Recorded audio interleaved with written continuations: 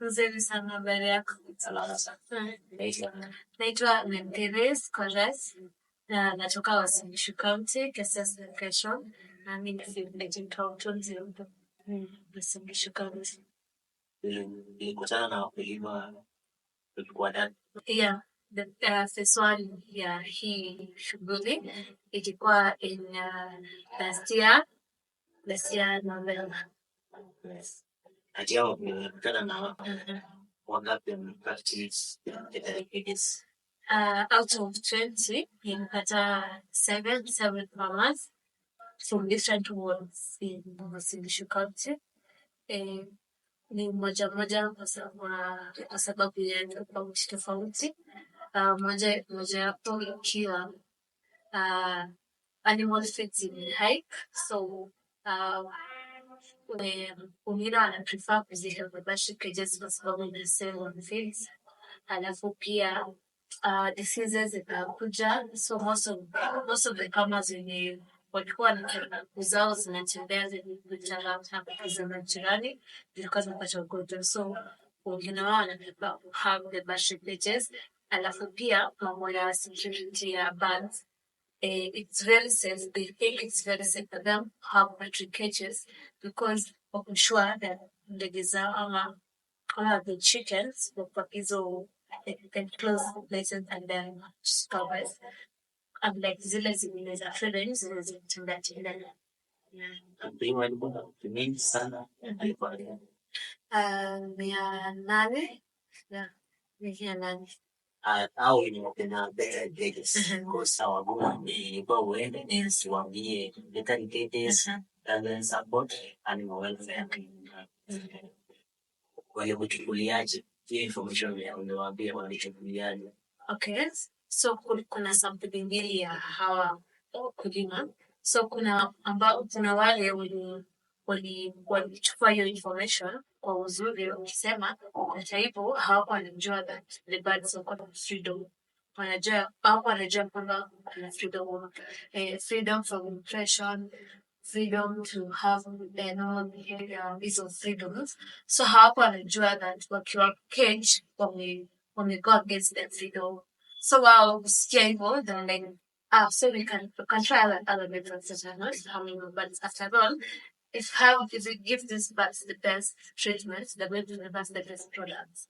Alafu kuna ule mwingine anasema hapana, mimi nishainvest, nimeweka pesa yangu hapa, mimi sijui nini unasema, mimi nilima nifanye kazi kwa muda mrefu na sijaona shida yoyote, kama ni kuwalisha na walisha. So kuna wenye walichukulia hiyo information kwa uzuri, wengine waliona kama nimekuja kusupervise na nimekuja kuwapoti kwa serikali ambao mchocha kwenye mamlaka na challenges gani ulipata? Okay, so in terms of feeds, there's a time in the markets, Kenyan markets, upon animal feeds, especially the chicken, the prices of the feeds in hike. So unapata most of the farmers they stop doing the chicken chicken farming. So when you're planning hizo birds for emergency place, we dispose of the chinja, ziliva, because the chile is tremendous because animal feeds was increased. Alafu, another thing was the demand prices. Mkulima kuna mtu anakuja kuchukua mayai yake kwa bei fulani. Anachukua kwa bei ya chini sana, imeanguka maybe at chini madeni.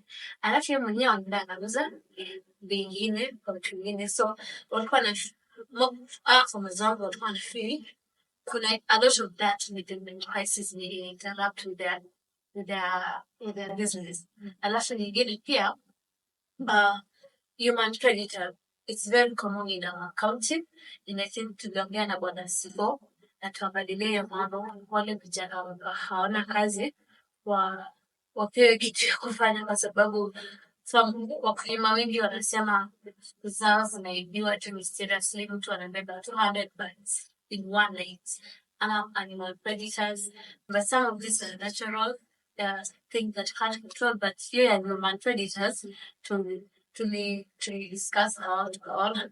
The next time to awareness, we have bananas. And in this analysis, we talk to them and have the home initiatives where people are responsible for the number of households in their property. They come and check patrols, to just have the normal checks so that to curb your issue, especially your kuku. Na pia, one thing, hizo kuku zimeibiwa at a certain period, kama zimeelekea Christmas period, the festival seasons where people are consuming a lot of chicken, hapo ndio sasa kuna hiyo price.